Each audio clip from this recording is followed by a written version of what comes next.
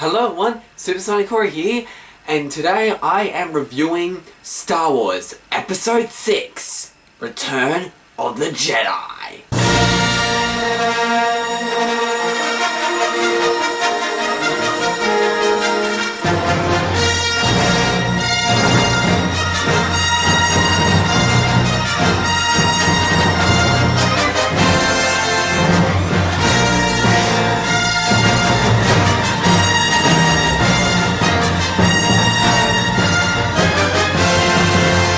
So, again, in case you're not aware, I am marathoning the Star Wars movies, and I am reviewing all of the Star Wars movies in order of release. If you have not yet seen my review for A New Hope or Empire Strikes Back, then don't worry, there is a link in the description below that will take you to a playlist of all of my Star Wars reviews. If you have not yet seen A New Hope, I highly recommend that you go and check it out, because I will be giving you some spoilers, and I will also be giving a couple of spoilers to Empire Strikes Back as well as this one. Because, you know, it's the conclusion to the entire trilogy. So, if you haven't seen Empire Strikes Back or Return of the Jedi, I highly recommend that you go and check those films out before you watch this review. So just like Empire Strikes Back, this movie takes place a tiny bit after Empire Strikes Back ended. Luke has the plight of knowing that Darth Vader is indeed Luke's father, which is still taunting him to this day. Luke and his friends are actually headed back towards his home planet because his friend Han Solo was frozen in carbonate. And so now he's been taken to Jabba's palace. So Han, who is still frozen in liquid carbonate, is stuck in Jabba's palace. So everyone else, like Princess Leia and Luke, have to go to Jabba's palace, which is Luke's home planet from the first movie, and they have to come back down to this planet to try and rescue him. And again, it shows that Luke has actually gotten further and he's actually completed his character arc. He doesn't complain, he's not rebellious, and now he has mastered using the Force. He can use the Force really easily, and he's really good with a lightsaber now. Basically, once we get to this Emperor stuff, what is going on is that the Emperor are trying to build a second Death Star because it totally worked the first time. A lot of people make fun of the fact that there is a second Death Star, and there's even an entire compartment that leads straight to the power core of the entire Death Star, so big a whole ship can go into it just to blow it up, and yeah. So basically you're making the exact same type of thing as you made in the first movie, only it's more vulnerable. Yeah, that's not exactly a smart idea, but come on. We can just laugh at it for how silly that is. Even how it should have ended made its own joke about it. Okay, I'm only going to ask this once. Are there any exhaust ports that go directly to the main reactor on this new Death Star? Because that was a huge error last time, and I do not want it blown up again by some lucky torpedo. No, sir. No exhaust ports this time. Completely new design. Excellent. Yes, this time there is an even larger opening. So large, an entire ship can fit through. What? So in order to become a Jedi Master, Luke Skywalker has to defeat Darth Vader. Now this would all be absolutely fine with him, except for one major problem. Darth Vader is Luke's father. So basically, Luke, in order to become a Jedi Master, he has to kill his father. Star Wars Episode 6, The Return of the Jedi, in my opinion, is a great conclusion to the Star Wars series. It tells a really compelling story, especially the struggle between Luke and Darth Vader. This entire movie really does feel like the climax of the original Star Wars trilogy. And even though I do think this overall story is really good, there is one subplot I really don't like, and that is the subplot sort of halfway through the movie where the little creatures from the planet Endor believe that C-3PO is some sort of god. This, I think, was just done for comedy / slapstick, and I personally don't think it's very funny. And I think it could have been taken out of the movie and it really wouldn't have affected the story that much. And I just think it's really unnecessary. But seriously, the overall story is fantastic. It feels like the climax of the trilogy. This feels like the big ending. And one reason is not just because of the story, but because of the excellent characters. Oh my goodness, the characters in this movie is fantastic. Luke Skywalker is absolutely fully grown. He doesn't really complain or whine that much. He's not rebellious. He's mature, and he just does what he does. But one thing I love about this movie is the emotional conflict between Luke and Darth Vader. This is the highlight of the film, because we have seen what they've gone through throughout the first two movies. Darth Vader was good in A New Hope, however, now that I really look back at it, he's kind of just like an evil guy in a suit who was just sort of threatening, and he just felt like he was just being evil for the sake of being evil. Here, it's a extremely emotional conflict. Luke Skywalker has to become a Jedi Master, but in order to do that, he needs to defeat/kill Darth Vader. But since in Empire Strikes Back we find out that Darth Vader is Luke's father, it's like, to become a Jedi Master, you have to kill your dad. And so Luke is like, I don't know, I need to become a Jedi Master, but Darth Vader is my father, and I can't do this to him. So mentally, this must be an extremely hard decision to make. It's not just them two, but there's also the Emperor. Now, we actually physically see the Emperor in this movie, and this is such a great villain. In my opinion, I don't see Darth Vader as the villain in this movie. I more see him as a guy who is mentally tortured and confused because he's been told by the Emperor that he has to kill Luke, or at least bring him to the dark side. But at the same time, there is still family. This brings out great drama, and I don't see Darth Vader as a villain in this movie, but more someone who is mentally confused. But the Emperor, now this is a great villain. What's his motivation? Pfft, who cares? He's just awesome. For starters, the way the Emperor talks is great. He doesn't have this really evil, creepy, distorted voice or anything, but instead, he just has a more quiet, unsettling feel to his voice, and his dialogue is really well written, in my opinion. I just love how the way the Emperor speaks, he actually sounds extremely persuasive. And when he actually speaks to Luke, you can tell that while Luke actually really does need to stay on the light side of the Force, you can tell that the dark side is tempting. There's even a moment in a dialogue scene between the two where the Emperor is sitting at his chair and Luke Skywalker's lightsaber is sort of underneath his hand on the chair. And then you can actually see the lightsaber start to shake as Luke Skywalker's trying to use the Force to get it back. Any other villain would just go, "Oh, you want your lightsaber? Well," and then take it and just sort of either hide it or try to destroy it or something and try and keep it out of reach. However here, instead of doing that, he just goes, "You want your little weapon? Go ahead. Take it. I'm completely unarmed. Take your lightsaber and kill me with it.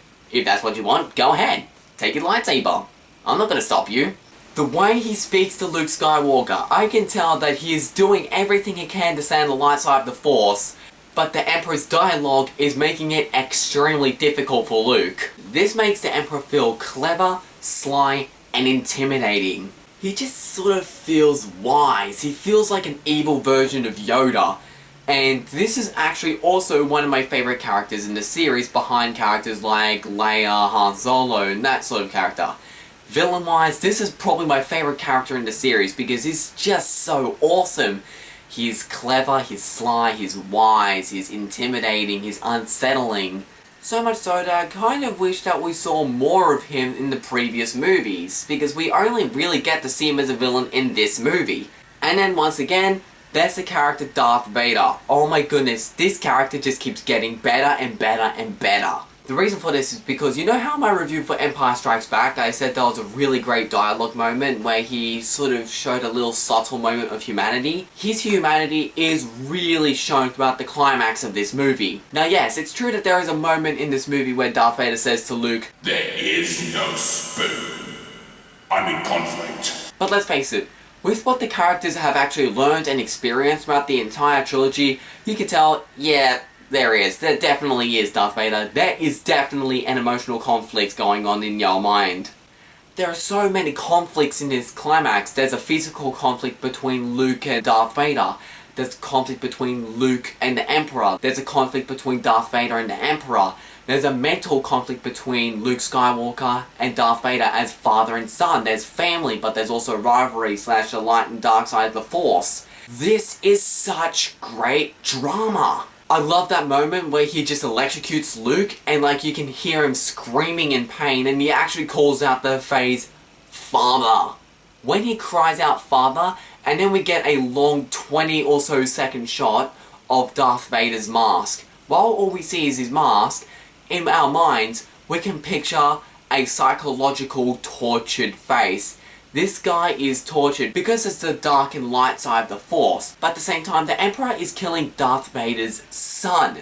And the fact that Luke used the phrase, father, this is really emotionally hitting Darth Vader. You can tell he's mentally tortured on the inside trying to figure out what should he do. This scene, in my opinion, is by far the emotional punch of the entire trilogy, and the climax alone makes this a really great movie in my opinion because it's such a great conflict. The villains in this movie are fantastic. Oh, wait a minute, I forgot Jabba is in this movie. Wow, I can't believe I forgot about him. Jabba the Hutt is also a great antagonist, but he's not as good as Darth Vader or the Emperor. Basically, he's just a one-dimensional jerk who just likes to torture people just for his own amusement.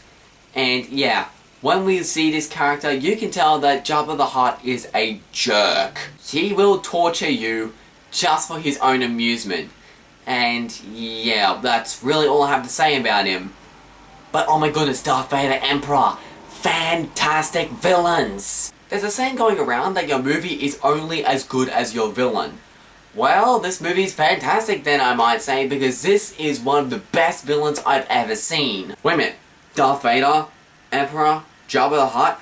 Wait a minute, did I just see a good movie that has 3 big villains in the same movie?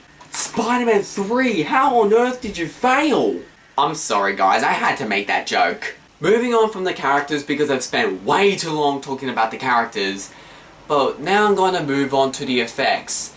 Now, unlike Empire Strikes Back, I will honestly say that a couple of the effects still honestly do look a tiny bit dated. There are definitely a couple of scenes where it's obviously a blue/green screen, and yeah, it's a bit too obvious. Yeah, a bit crazy that Return of the Jedi kind of has not as good effects as the previous films. But while the effects are a bit dated, it more than makes up for the fact that the action in this movie is just as good as Empire Strikes Back. There's a little bike-like chase sequence at the beginning of the Endor scene in the movie, and that scene, while it definitely looks a bit faker than it would back when it was first released, I definitely think it's a great scene because it got my adrenaline pumping. I felt like it was a rather intense scene. And while the emotional conflict between Luke and Darth Vader are absolutely excellent, I still think that the overall lightsaber battle duel itself is also really good. This movie does have some overall good effects and the action is still really good. It just would have been better if there were some slightly better effects. Really, my only 2 main complaints about the movie is the fact that, yes, the effects are slightly dated, and personally, I think the movie does spend a little bit too long on Endor. It's not really like a bad planet or anything, but I think the movie spends a little bit too long on that certain planet. But considering it's right next to the second Death Star, it kinda makes sense. But apart from those 2 complaints, I love this movie. Because in my opinion, I think both Return of the Jedi and Empire Strikes Back is better than A New Hope. Yes, I'm actually rather surprised to say that out of the entire original trilogy, I think A New Hope, Episode 4, the very first Star Wars movie, is my least favourite in the trilogy. Often once you get to a third part of a movie series, that's where the series starts to go downhill. But I'm actually rather conflicting with myself whether or not it's better than Empire Strikes Back. And there is a reason why I do feel like that these 2 sequels are better than the original. The reason why I feel like the sequels worked so much is because the story felt bigger, the scope, the size of the movie felt bigger. Since we know about these characters, we want to see these characters succeed, we want to see them win, we want to see the best come out of them. And I will say that in the second and third movie is where I got mostly emotionally invested. I just thought that A New Hope was rather entertaining at some points, but at the same time, it was really slow in the beginning. And I feel like that Star Wars Episode 4 A New Hope was really just an introduction. This movie feels like the big overall story. It's continuing and concluding the story, and it's where the story feels really big, and the sequels is where the story sort of has the emotional weight. I feel like the first movie doesn't really have that much of an emotional weight, but these 2 movies do.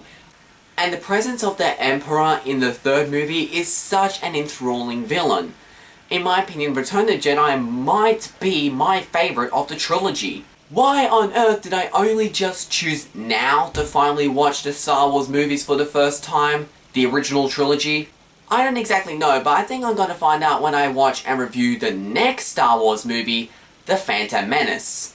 I am not looking forward to watching that movie. I'm SuperSonicCorey, signing off, and I'll see you in my review for The Phantom Menace.